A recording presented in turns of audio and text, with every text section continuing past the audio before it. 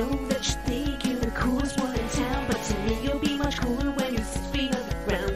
Some of us are crazy, some are smart and brave. Well, it doesn't really matter, we all end up in the grave. All my favorite people are dead. All my favorite people are dead. I say it, all my favorite people are dead. All my favorite people are dead. All my favorite people are dead. All my favorite people are dead. Well, hello and welcome once again, folks, to another episode of All of My Favorite People Are Dead. They are so dead. Like, been dead for a long time. A lot of them, actually. I'm going solo on this particular episode because I'm having a hard time finding people who want to talk about their favorite dead people. Perhaps I need to rephrase things look, they're just historic figures that aren't around anymore. Who's your favorite person from history that is someone you want to talk about, someone you know a lot about? I mean, they do have to be dead, yes, but actually, we can also discuss people who are from history that we're kind of glad are dead, like great losers of history, as one of my old professors used to say, or just general jerks of history that you are really glad that are no longer around. That's another possibility, folks. You can talk about them too. But this week we are actually going to be talking, why do I say we? It's just me here in my room. I got one of my dogs hanging out in the bed. He might bark at some point. That's pretty standard for him. But anyway, I'm going to talk about someone who is definitely a favorite person. As a matter of fact, I think he's a favorite for, just about everybody. I don't know anybody who doesn't like this guy. Like, anybody in this country even the world loved him, certainly in his day. And I think he's still very lovable. This man spoke the truth, no matter how wild that truth might be. He was a man of many trades, a printer, an editor, steamboat pilot, which is actually where he got much of his inspiration of American life and his people. It's also where he got his name from, his pen name anyway. He was a rebel soldier for like a hot second, and he quickly realized that was a shit idea, and so he went west. And he tried looking for gold and never found any. I mean, I can relate, bud. He tried looking for gold wherever he might find it, whether it was in his literature or whenever it was his business ventures. He tried various investments in business ventures, which failed, pretty much, mostly. Nearly sending him into debt several times, nearly destroying his family. But he was a genius, not when it came to money. He was a genius when it came to the American language, and a genius of the stage. He was really what you might consider the first stand-up comedian, essentially. Although that particular phrase, stand-up comedian, did not exist in his day, and he certainly wouldn't have referred to himself as one, but it's pretty close to a modern-day comparison of what he was. His humor is over a century old, but it's still funny. It's like you can read his stuff and still giggle and crack up about it because it's still relatable over a century later. Now, who is his favorite dead person, you ask? Of course, you already know. Well, if you're smart, you know. None other than Samuel Langhorne Clemens. Or you might know him more commonly as Mark Twain.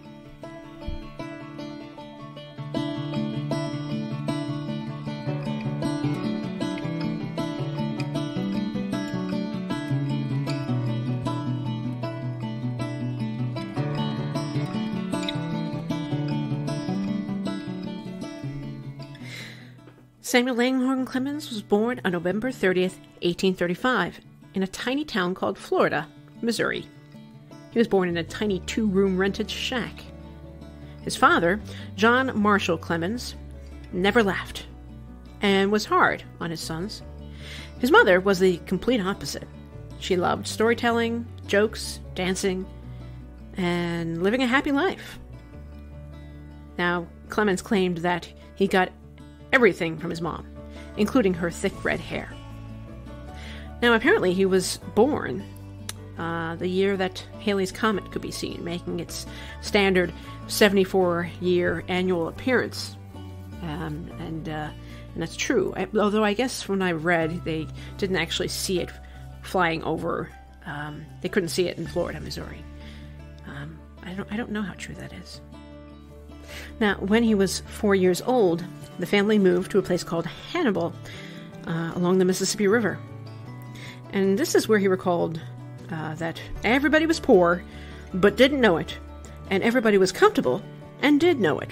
And I love that quote. I mean, it sounds like an okay way to live, honestly. You're poor, but you're not aware of it, and you're comfortable. That seems fine, right? Doesn't sound that bad. Anyway, in 1847, his father John died rather suddenly from pneumonia, so his mother had to take over the show. Twain liked his boyhood adventures in Hannibal, but he actually, it was a very violent time to be. Apparently there were all kinds of troublemakers out in Hannibal, and all kinds of chances to drown in the mighty Mississippi, and you never know what was going to happen. Apparently he drowned, nearly drowned several times. He wasn't much of a swimmer, but he loved hanging out near the Mississippi. Seems like an odd place to go when you're not a very good swimmer. Anyway, he witnessed at least 2 murders in the town of Hannibal by the time he was 10 years old. So, I mean, it's pretty dramatic. Nearly drowning, watching guys die in cold blood. Just not exactly my ideal childhood in general, but I mean, he swore that he loved it. Now, also, he spent summers on his uncle's property, spending time in his uncle's home, where he had the chance to play with several enslaved individuals that were owned by his uncle. These people had written songs and stories and had shared them with Twain when he was young. Clemens, Twain. Yeah, I keep saying, kind of going back and forth between Twain and Clemens. You know it's the same guy, right? Okay. So anyway, these individuals who were living on this plantation, for lack of a better term, were an inspiration to him as a child growing up. Now, when he was 12, he became an apprentice printer. He was sort of forced to leave school and work because his father had died, and now his mother was running the show, and somebody had to be the man in the house, so that became Twain. Now, he worked as a printer, and by the time he was 15, he earned a job, both as a printer and a writer, for the Hannibal Western Union, a little newspaper that the town operated. He was an avid reader of everything. As he was writing and researching for various bits for the newspaper, he became a big fan of reading just about every kind of literature that came across his path. By 1857, Twain got a chance to train as a steamboat pilot on his beloved Mississippi, and would do that job for a few years, actually. And he loved it. I mean, he absolutely loved the life of a steamboat pilot. Now, steamboat pilots made more money than really anybody, and it was almost like you were a bit of a rock star when you were piloting these boats going up and down the Mississippi. It was hard work, to be sure, but that was something that he absolutely loved. And this is where he gets his pen name. Now, actually, he had a different pen name at first. He went by Thomas Jefferson Snodgrass. Yeah, it's memorable, certainly, but it's just not a winner, right? It just doesn't have the same pizzazz as Mark Twain, which is actually a steamboat term. Mark Twain is essentially safe water. Mark Twain, the space where you finally have enough space between the bottom of your ship and the ground in the water, so like you're not going to hit anything. So safe water, essentially.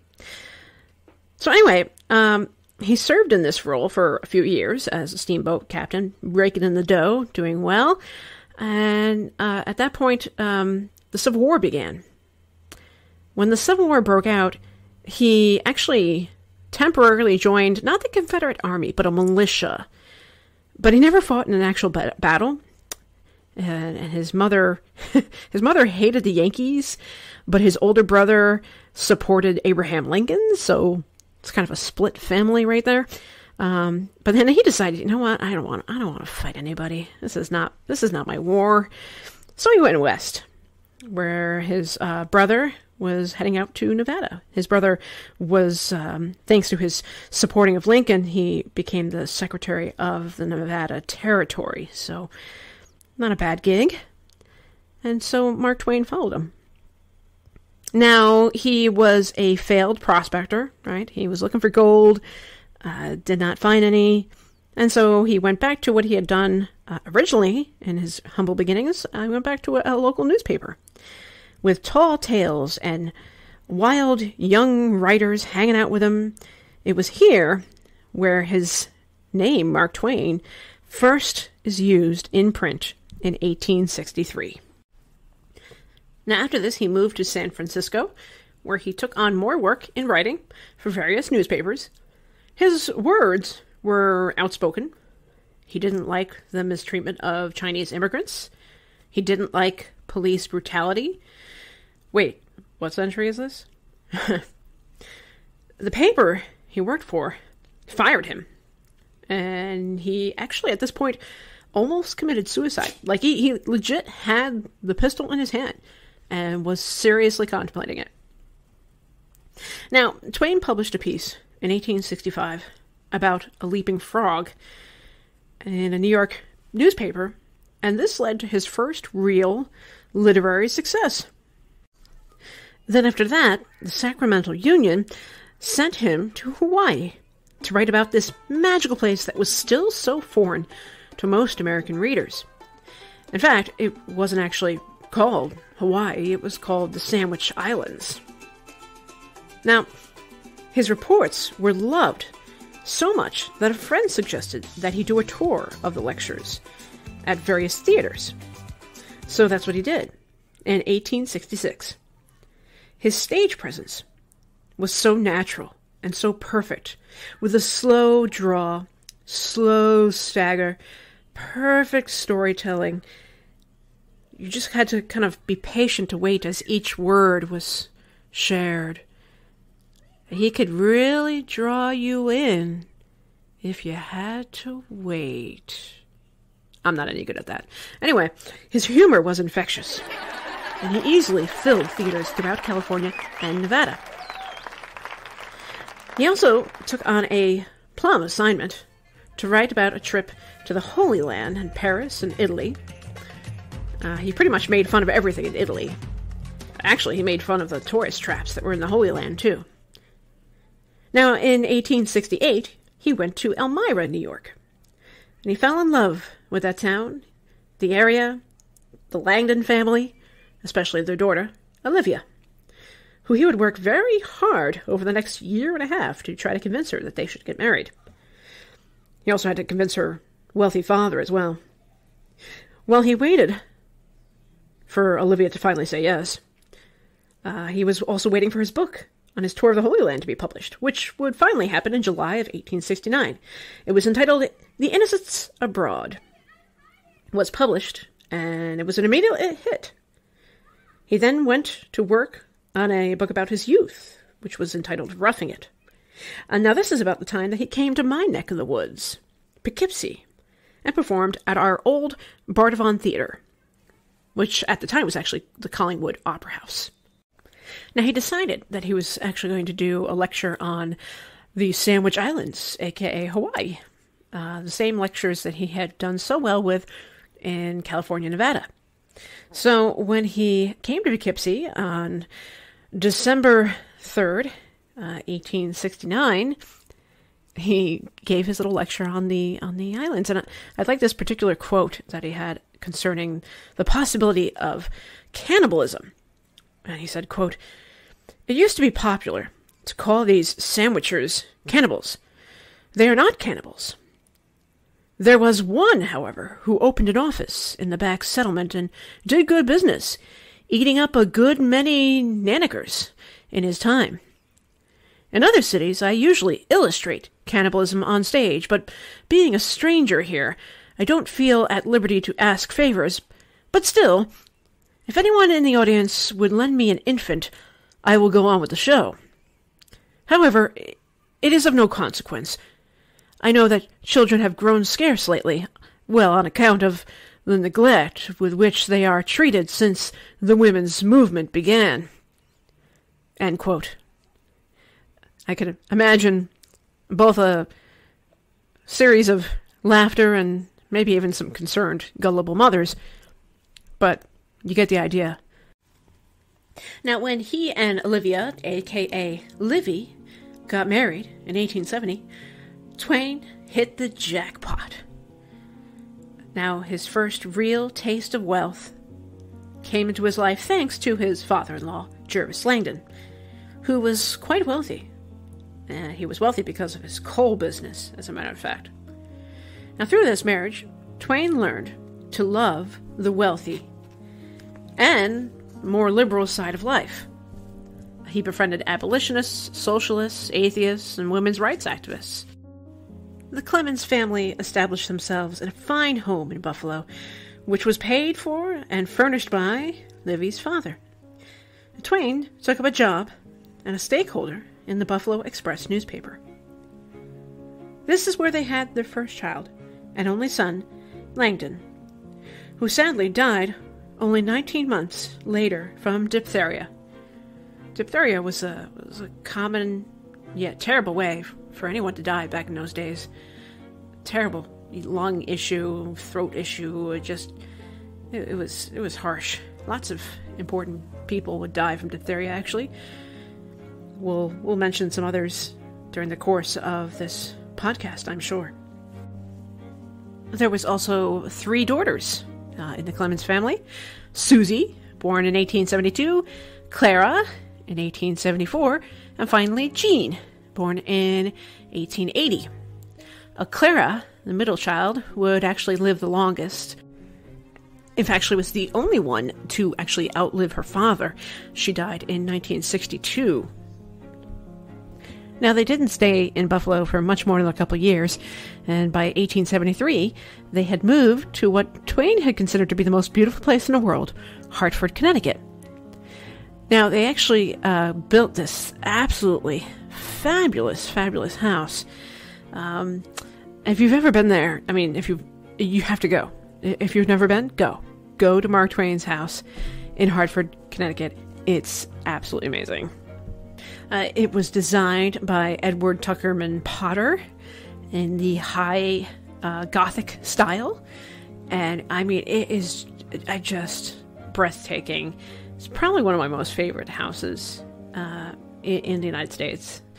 And that's saying a lot. We have a lot of beautiful houses here along the Hudson River, where I live.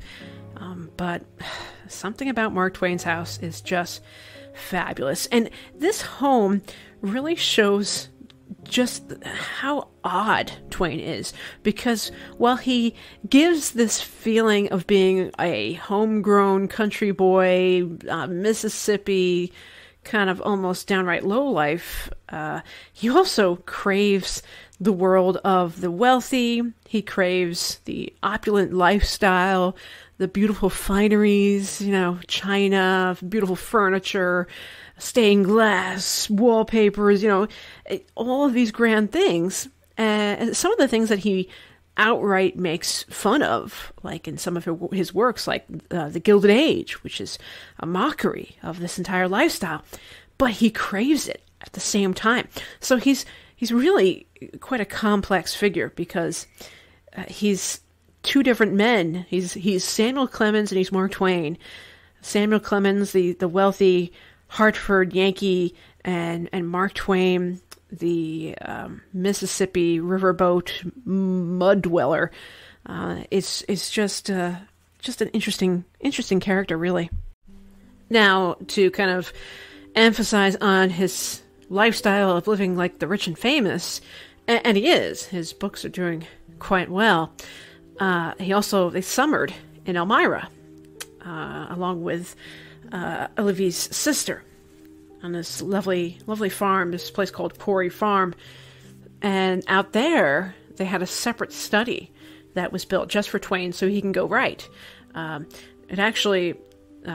was the sister, actually, Olivia's sister, Susan Crane, who insisted that they build this separate studio for him because he had a tendency of smoking cigars like nonstop, like one right after the other, and she was just like sick and tired of it in the house. So they had this whole separate little studio built for him, which actually still exists. I visited that too, and it's kind of a neat, tiny little space, really just big enough for like some bookshelves and little day bed and a table to write in. It's got a nice little fireplace. It's a good spot. But once again, just emphasizing the wealth of this family and what Twain is allowed to accomplish. And he'll write several of his best works either in the Hartford home or in this little studio in Elmira, including The Adventures of Tom Sawyer, The Prince and the Pauper, Life on the Mississippi, and of course the classic adventures, Huckleberry Finn, and to top it off, The Connecticut Yankee in King Arthur's Court.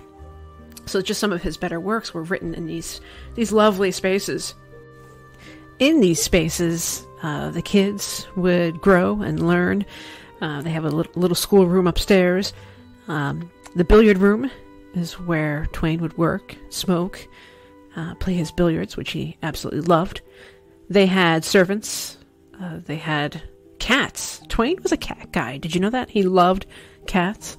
As a matter of fact, there's an article that I came across where he was actually writing to someone concerning his cats. Somebody was apparently very interested in learning about his cats, so he wrote back saying, quote, "Dear sir, there is nothing of continental or international interest to communicate about those cats. They had no history. They did not distinguish themselves in any way. They died early on account of being overweighed with their names, it is thought. Sour Mash, Apollinaris, Zoroaster, and Bletherskite, names given them not in an unfriendly spirit, but merely to practice the children in large and difficult styles of pronunciation. It was a very happy idea. I mean, for the children." Now, he also mentioned about cats that, one of my favorite quotes, I said, quote, "Of all God's creatures, there is only one that cannot be made the slave of the lash. That one is the cat. If man could be crossed with the cat, it would improve man, but it would deteriorate the cat." So he was, even though I'm a dog person, he was definitely a cat guy. Loved cats. Lots of pictures with him and with his cats. Big fan of cats.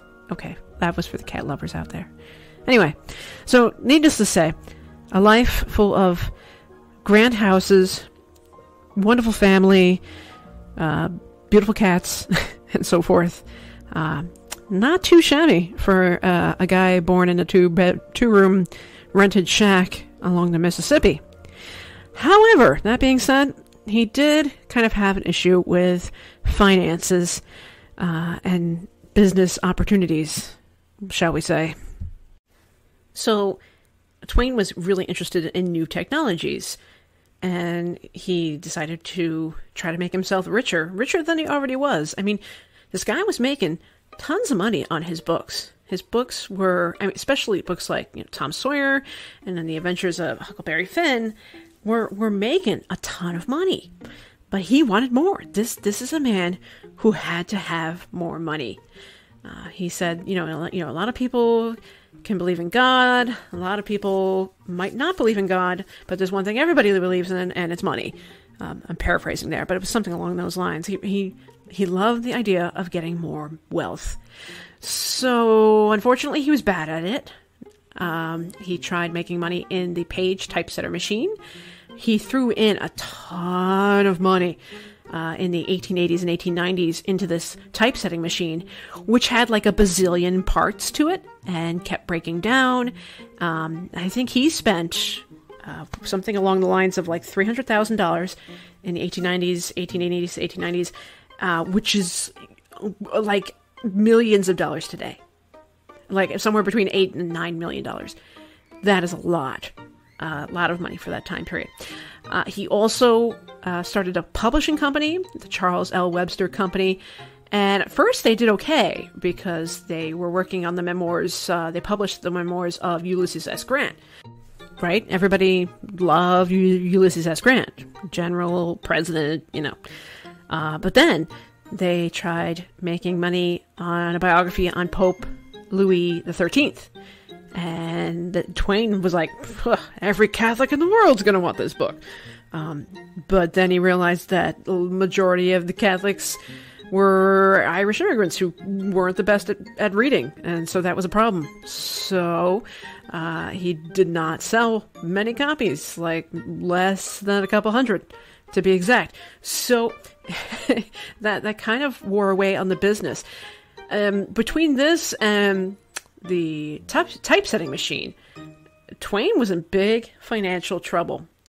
Now, he reached out to his Standard Oil tycoon friend, Henry Huddleston Rogers, and he's like, hey, can you help me put back my life? And Rogers took control and took charge of Twain and his money and was trying to help him pay his creditors. But he's like, dude, you are fucked. You really are. You really got to put your life back together. Do whatever you can. Swallow your pride, but you gotta fix this, because this is a mess. So Twain was forced to do one of the things that, even though he was really good at it, he didn't want to do it, and that was touring and giving concerts, performances, these stand-up acts that he did. And so he ends up going on essentially this huge, almost world tour to make back his wealth. And let me tell you, everybody loved him. Like, his humor could be shared all over the world with all of these different people. It's like the man knew no bounds. They spent several years in Europe, him and his family, and they also went to India. That was the big highlight, I think, of the trip, because he would go on to write a huge book entitled "Following the Equator" about his time in India, including an interesting scene where he used essentially this railroad in the Himalayas as his own personal roller coaster, which is intriguing. There's a whole book, actually, if you're interested. There's a great book that I have in my hands right here, entitled "Chasing the Last Laugh: Mark Twain's Raucous and Redemptive Round-the-World Comedy Tour" by Richard Zacks. Excellent read if you want to learn more about Twain making back his wealth on this grand tour of the world. Some really good stories in there. Now, this world tour made him well over $35,000. Now, Livy, Clara, and Mark Twain himself found themselves in England, hoping for a reuniting of the whole family. Susie had stayed back in the States with her Aunt Susan. Now, sadly, right about the time they were hoping to kind of reconnect, Susie became very ill. She had spinal meningitis. And this affection was a fast-spreading menace, essentially, that caused her to be delirious, walking around the family's Hartford house alone, crying, singing, going blind, and then dying within about 2 weeks of the initial infection. She was only 24 years old. The family would slowly get word of this happening. Just as Clara and Livy were making their way back across the ocean, Twain had gotten word of it, and it was absolutely devastating, because his wife and his daughter were on a ship sailing home, and they wouldn't actually find out until they got there that their daughter had died. So that was probably the beginning of the end for Twain. Livy, Clara, and Jean had made it home for the funeral without Twain. He did not go. Eventually, everyone made their way back to England, and they stayed in exile for another 4 years or so. And of course, nothing was ever the same. Twain wouldn't be the same after his beloved Susie died. By 1900, he had paid off all of his debts, so the family came home to America, where his adoring crowds and fans awaited him. They loved him not just for his writing, but also for his ability to make himself wealthy again. The average American loved that he was able to do that. Now, Mark Twain was coming back to an America that was full of all kinds of issues that he felt that he had to address. he was quite liberal, actually, on a lot of these issues. He supported women's right to vote. He was supported racial equality. He hated anti-Semitism. He was against imperialism. And he happily published all of his thoughts for all of the world to see. It took real balls to do this back then. We're not talking faceless bashing of things on social media where you can say something and then block everybody if you don't like what they say in return, or delete your tweets. No, we're talking the real world of words on paper. It took real, like I said, real balls to write this stuff down. Especially since you might lose fans with some of your thoughts, especially when it came to racial issues and Southerners, being a Southerner himself and feeling that I feel like he probably would have been a supporter of Black Lives Matter today, but that's, of course, my modern assumption. Now, even when things started looking better for the family, Livy became quite ill. She was suffering quite a bit, so much so that her doctor said, you might want to stay away from your husband because he could excite you so much and your heart might burst. So that was kind of tough, especially since these two had been so close for so long. She died in 1904 when the family had gone to Italy in the hopes of the climate there improving her health. And it did for a little bit, but she inevitably died. His daughter Clara had a nervous breakdown at her funeral, actually. She had to be stopped from jumping into the grave with her mother. So she checked into a New York sanatorium and kind of stayed a little distant from her father after that. Jean's health quickly deteriorated, too, soon after. Lots of seizures. She had been suffering from seizures most of her life, but they were starting to get really bad by the early 1900s. She also spent time in a sanatorium as well. Both of the daughters started to distance themselves from their father, who had always loved being the center of attention for the women in his life. So you really start to see him deteriorating here. His writing at this point starts to get quite depressing as well. He writes, actually, in a letter to this guy, Joe Twitchell. He said, "There is nothing. There is no God, no universe. There is only empty space. And in it, a lost and homeless, and wandering, compassionless, and indestructible thought. And I am that thought. And God, and the universe, and time, and life, and death, and joy, and sorrow, and pain, only a grotesque and brutal dream, evolved from the frantic imagination and that insane thought." So, he's getting pretty brutal there with some of his writing, and I think it all is just kind of accumulating in his old age. But there's also kind of a mix. In the last few years of his life, it seems like he was up and down from depression to enjoying his celebrity. His last few years, he was really enjoying his celebrity. He used to every day wear these white suits, which he called his "don't care a damn" suits. He wore them all year round, regardless of the season. He also wore these bright red scarlet socks with these white suits.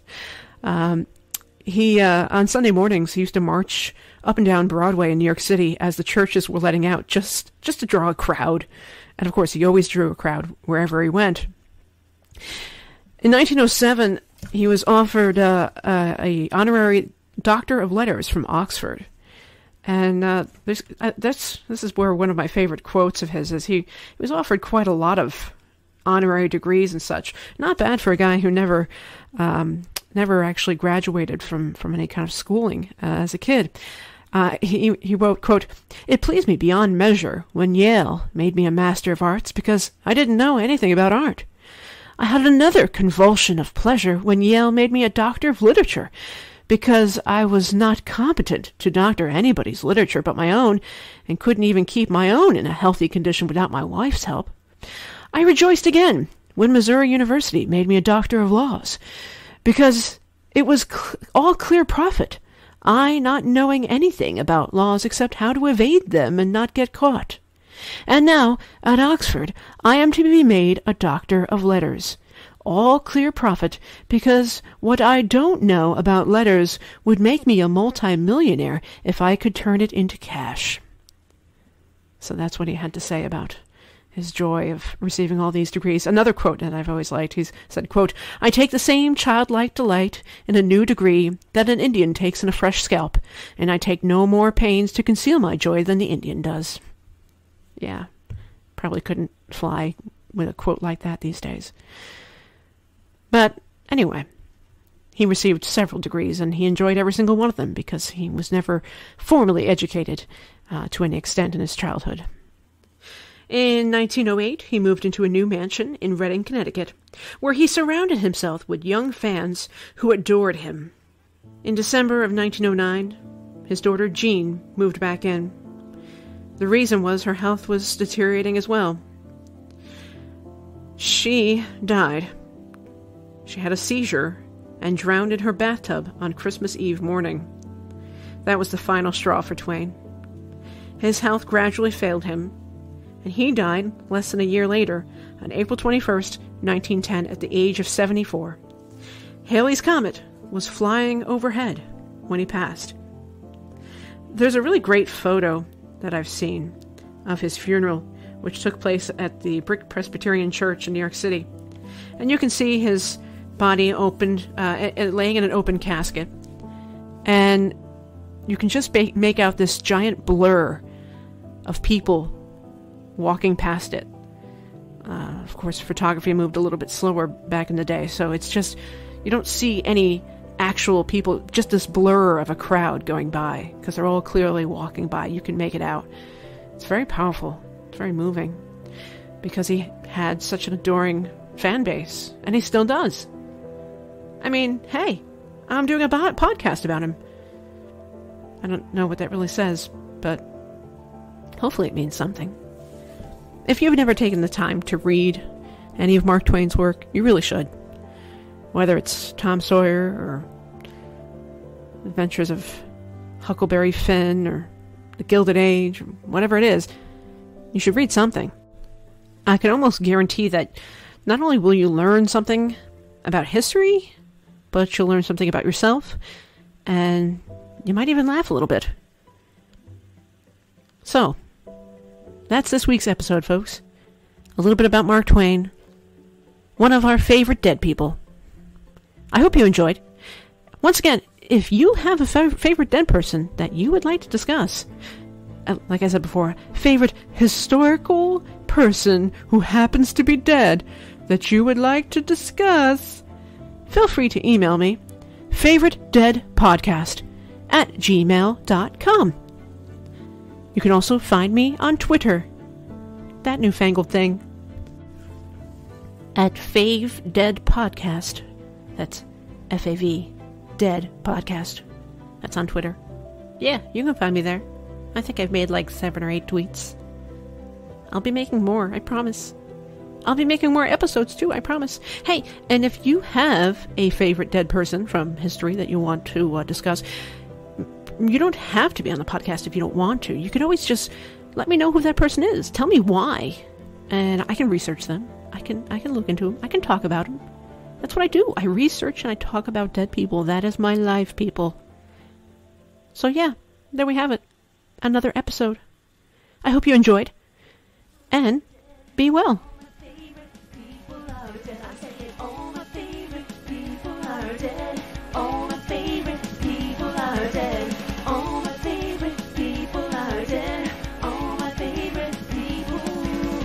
Dead.